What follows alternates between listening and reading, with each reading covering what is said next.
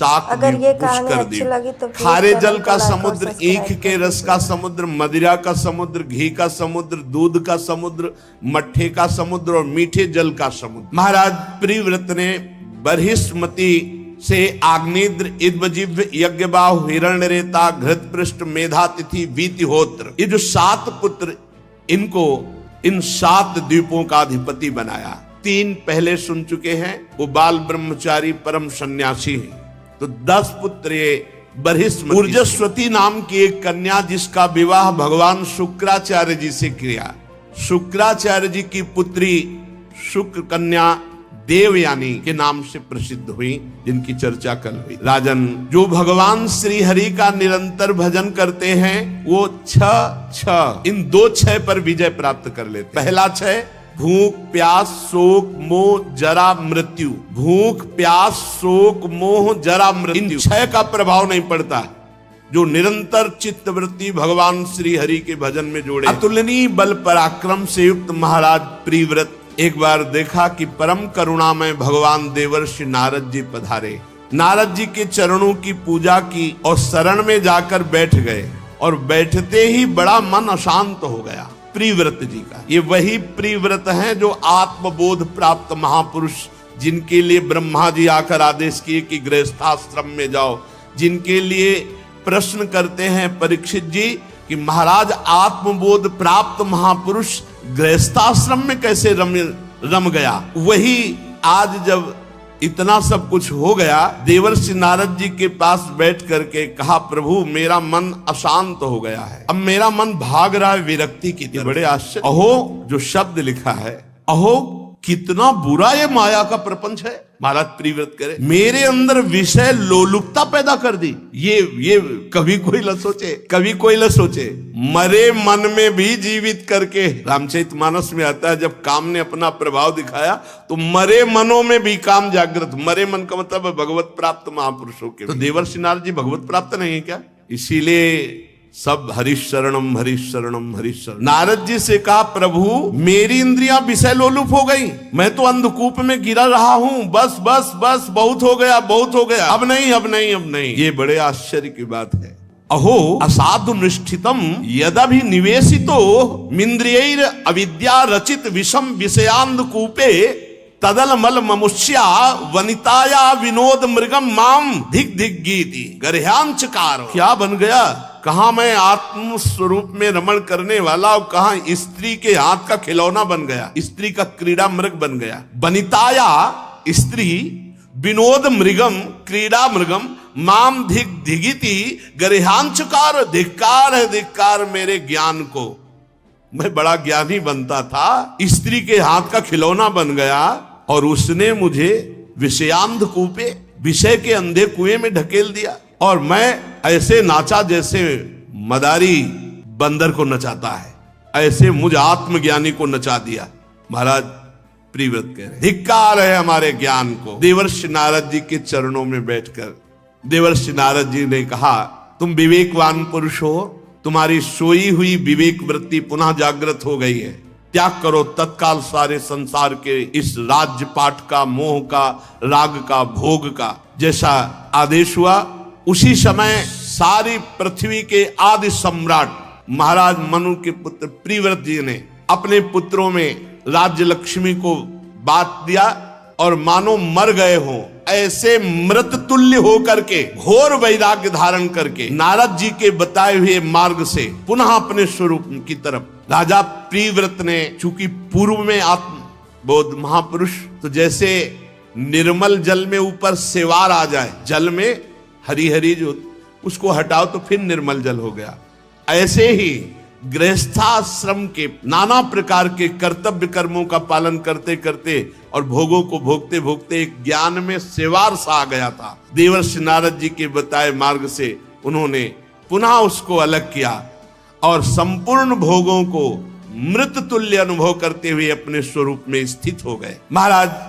प्रिव्रत जब अपने स्वरूप में स्थित, तो राजा आग्नेद्र बने और जम्बू द्वीप का पुत्र की तरह प्रजा का पालन करते हुए एक बार वे पितर जो हैं ये कामना करते रहते हैं कि हमारे परिवार में कोई महाभागवत धर्मात्मा पुत्र हो जाए जिससे हमारा कल्याण हो जाए।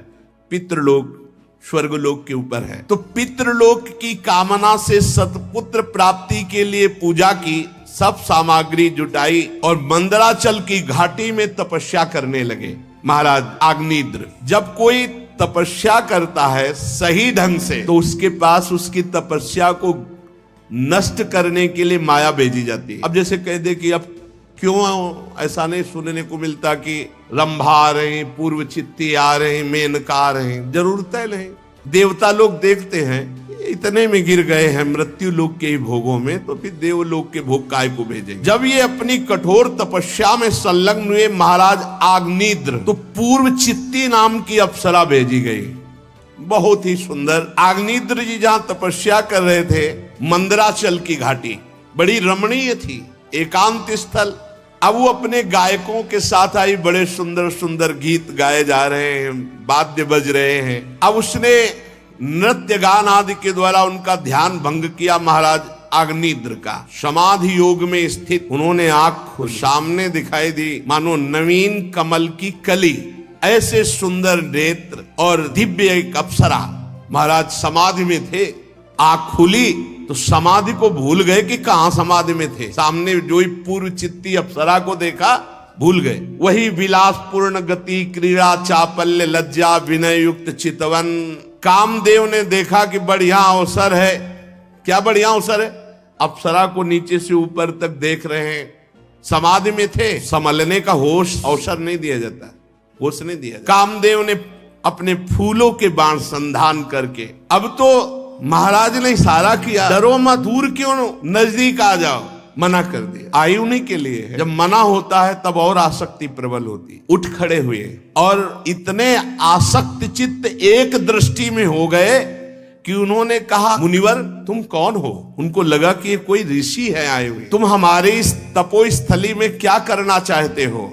नहीं नहीं, तुम मुनि तो नहीं हो, तुम कहीं हमारे भगवत पर देवताया मायासी कापी, परम देवता मेरे भगवान श्री हरि की कोई माया तो नहीं हो?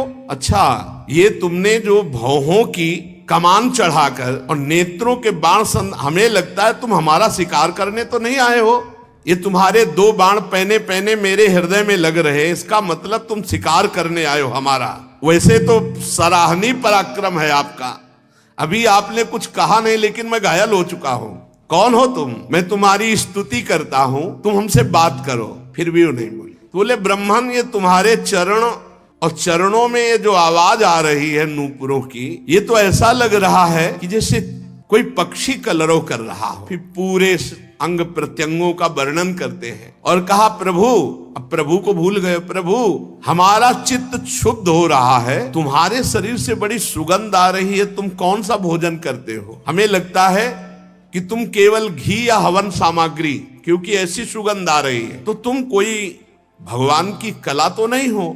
ये मेरा मन मथता चला जा रहा है। और ये अनुचर कौन है तुम्हारे साथ?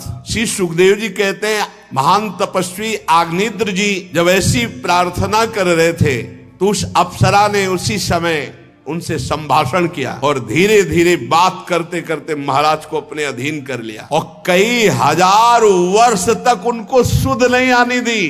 कई हजार वर्ष तक उनके गर्भ से नाभि, किमपुरुष, हरिवर्ष, इलाव्रत, रम्यक, हिरण्यम, कुरु, भद्रास, केतुमाल 9 महान पुत्र उत्पन्न हुए महाराज अग्निद्र से इस अप्सरा। इस प्रकार 9 वर्ष में प्रतिवर्ष एक एक के क्रम से 9 पुत्र उत्पन्न किए।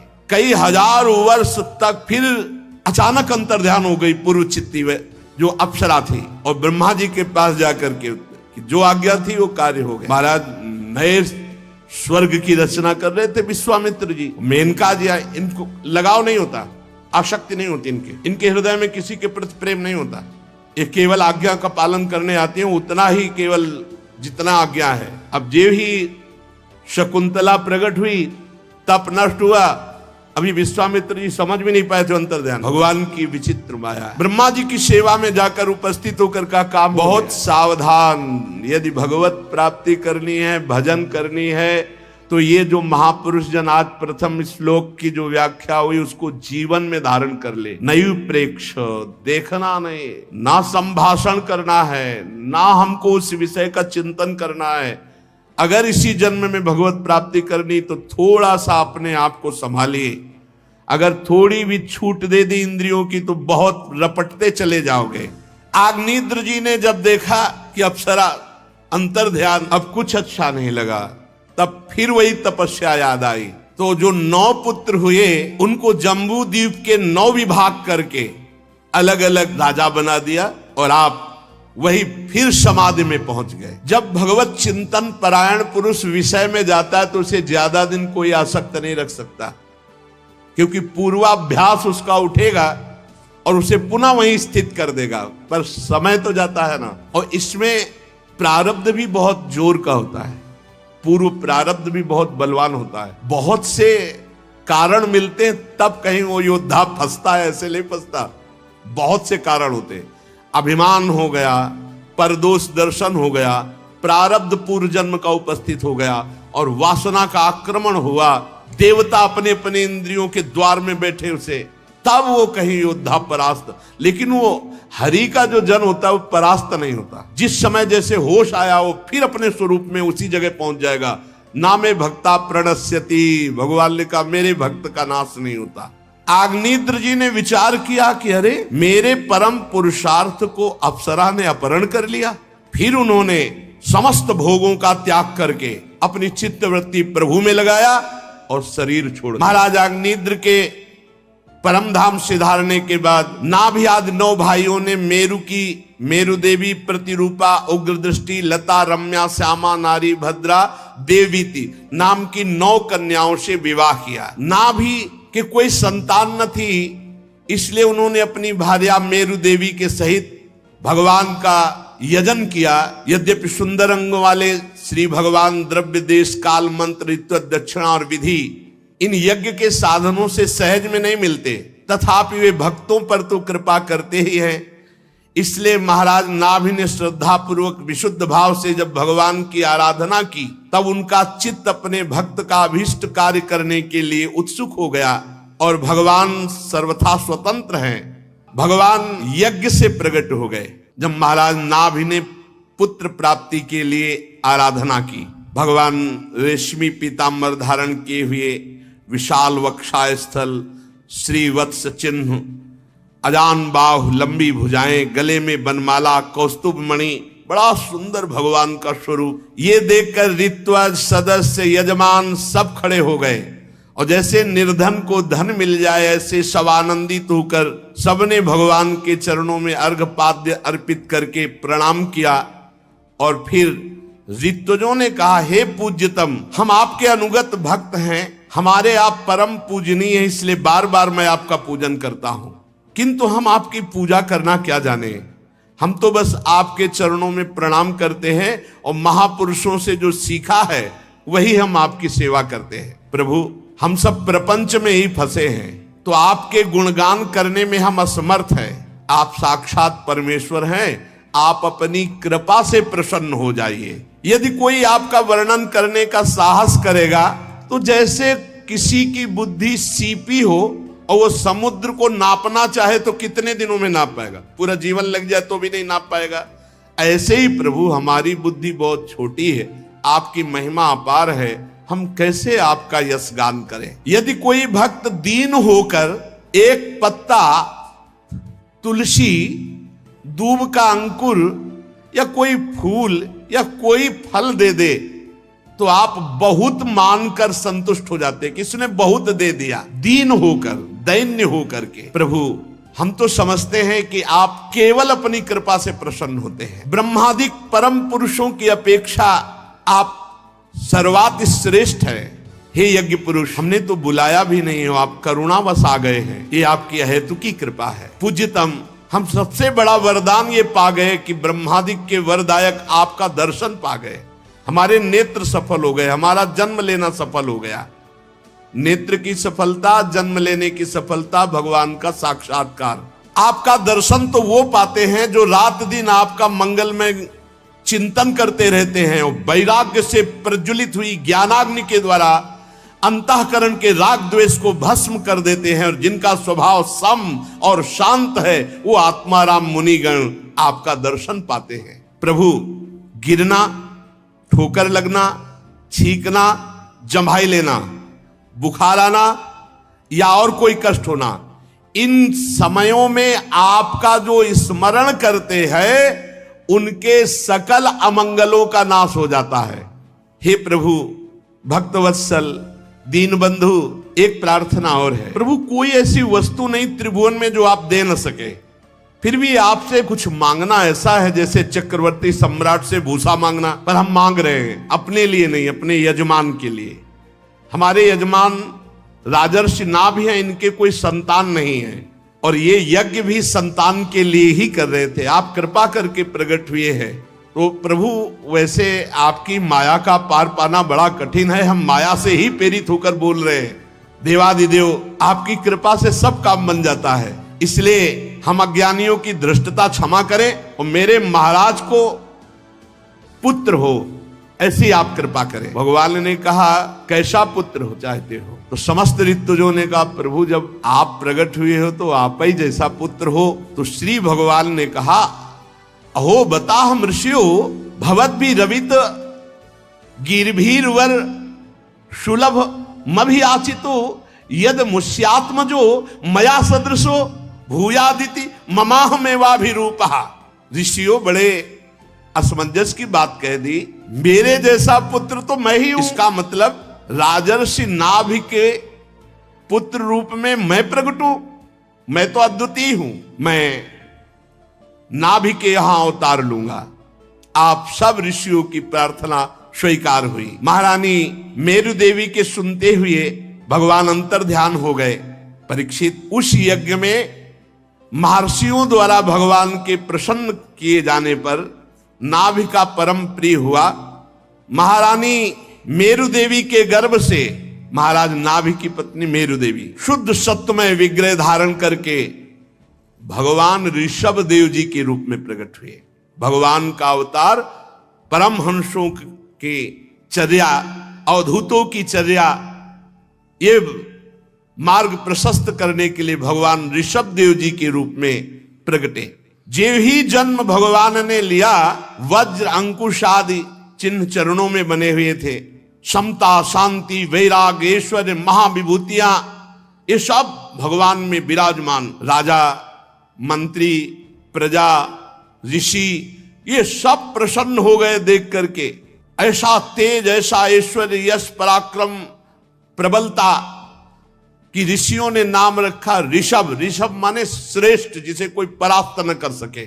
ऋषभ, भगवान का नाम हुआ ऋषभ देव। नाभिनंदन के रूप में भगवान ऋषभ देव जी प्रकट हुए, साक्षात श्री हरि।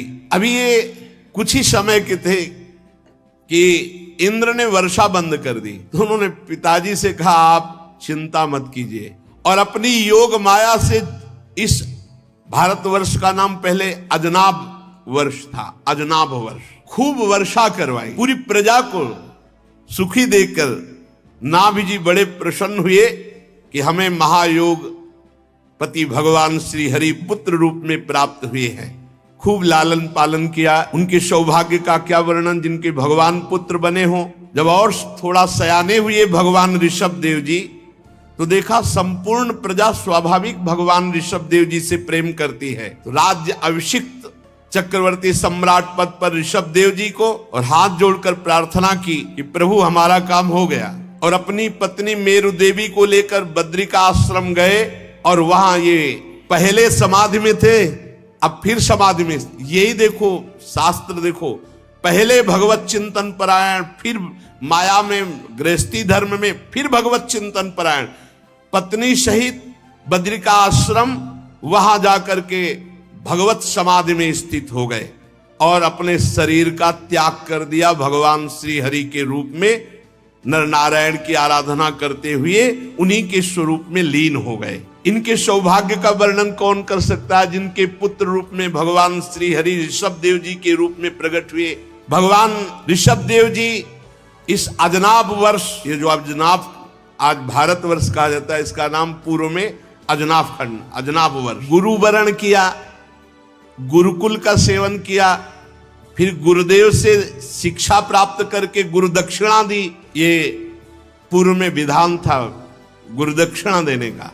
अगर गुरु दक्षिणा नहीं दी गई तो उसकी शिक्षा दीक्षा पूर्ण नहीं मानी जाती। पूर्ण तभी मानी जाती थी जब गुरु दक्षिणा या गुरु कह दे कि हमें नहीं चाहिए, नहीं तो गुरु के मांगे हुए के अनुसार। ऐसा महाभारत में कई जगह पाया गया कि जाओ तुम गुरु माता से पूछ लो क्या गुरु दक्षिणा। गुरुदेव को यथोचित गुरु दक्षिणा देकर गृहस्थाश्रम में प्रवेश करने की आज्ञा ली। पहले गुरुकुलवास, गुरु शिक्षा दीक्षा, फिर गुरु दक्षिणा देना, फिर गुरु गृहस्थाश्रम में गुरु आज्ञा से प्रवेश।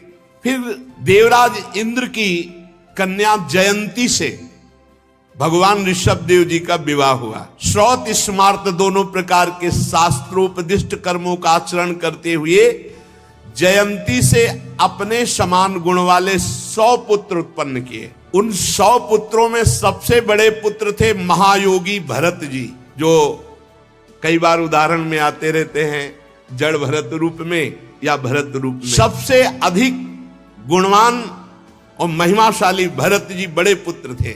उन्हीं के नाम से इस अजनाब खंड का नाम भारतवर्ष हुआ, महायोगी भरत जी के नाम से। उनसे छोटे थे कुशावर्त, इलावर्त, ब्रह्मावर्त, मलय, केतु, भद्रसेन, इंद्रस्प्रक, विदर्भ और कीकर। ये 9 राजकुमार शेष 90 भाइयों से बड़े एवं श्रेष्ठ थे। इनसे जो छोटे थे वो बहुत बड़े योगीश्वर हुए। 9 कवि, हरि, अंतरिक्ष, प्रबुद्ध, पिप्पलायन, आविर्होत्र, द्रुमिल, चमस, करभाजन। ये भागवत धर्म से युक्त महायोगी परमहंस सन्यासी, जो आगे 11 स्कंद में इनके उपदेश सुनने को मिलेंगे। इनसे छोटे जो 81 पुत्र थे, पिता की आज्ञा पालन करने वाले, अति विनीत महान वेदज्ञ, निरंतर यज्ञ करने वाले, ये ब्राह्मण रूप होकर पुण्य कर्मों का, यज्ञों का अनुष्ठान करने वाले हुए। बड़े भरत जी, उनसे 9 ये जो कुशावर्त, इलावर्त, ब्रह्मावर्त, मलय, केतु, भद्रसेन, इंद्रस्प्रक, विदर्भ, कीकट 90 हो गए। उनसे 9 कवि जी, हरि जी, अंतरिक्ष जी, प्रबुद्ध जी, पिप्पलायन जी, आविर्होत्र जी, द्रुमिल जी, चमस जी, करभाजन जी। फिर उनसे छोटे 81 जो है ये अपनी महिमा से युक्त ब्राह्मण हो गए। ये निरंतर यज्ञ और भगवान की आराधना में मगन रहने वाले हुए। भगवान ऋषभ देव जी सर्वतंत्र स्वतंत्र परमात्मा हैं। उनको कोई माया या कोई प्रपंच या गृहस्थी थोड़ी फंसा सकती है। शम, शांत, सुहृद, कारुणिक, धर्म, अर्थ, यश, संतान, भोग, सुख, मोक्ष, सुख, ये सब साधक के लिए हैं। भगवान तो परमात्मा स्वरूप हैं। फिर भी उन्होंने गृहस्थ में रहकर कैसे महापुरुष गृहस्थ का सेवन करते हैं दिखाया। भगवान सब कुछ जानते हुए भी जो ब्रह्म ऋषि जन उनकी आज्ञा के अनुसार चलते हैं, जैसी वो विधान बताते हैं वैसे ही भगवान करते हैं ऋषभ देव जी। द्रव्य, देश, काल, आयु, श्रद्धा, ऋत्व सब उन्हीं से हैं, पर जैसा आदेश ब्रह्म ऋषि जन करते हैं वैसा स्वयं भगवान करते हैं। ये आचरण है। वैसे भी रामावतार, कृष्णावतार सब में देखो भगवान गुरुजनों के चरणों का आश्रय लेते, उनकी आज्ञा के अनुसार चलते हैं। भगवान ऋषभ देव जी अपनी प्रजा को पुत्रवत सुख प्रदान कर दे और सबको ये बताते कि आकाश कुसुम के समान संसार है। जैसे आकाश में फूल आदि दिखाई दे, बने हुए बादल के चित्र दिखाई दे, वो सब एक हवा में नष्ट हो जाने वाले हैं। ऐसे ये मायाकृत संसार काल के द्वारा नष्ट हो जाने वाला है। इसलिए प्रजा को समझाते कि कोई भी। तो आप लोगों ने सुना भगवान ऋषभ देव जी का जीवन चरित्र और महाराज प्रियव्रत जी का चरित्र। तो आप लोगों को पसंद आया होगा तो लाइक, शेयर, सब्सक्राइब जरूर कीजिए। और हम अनेक संतों के जीवन चरित्र और कथाएं लाते रहेंगे। एक क्षण भी भगवान की आराधना किए बिना व्यर्थ मत जाने दो। ये संसार के सुख केवल दिखावटी, इनमें सत्य नहीं है। भगवान ऋषभ देव जी ने एक दिन अपनी पूरी प्रजा को बुलाया, अपने पुत्रों को बुलाया और उपदेश किए। शोपदेश आगे। श्री राधा वल्लभ लाल की जय।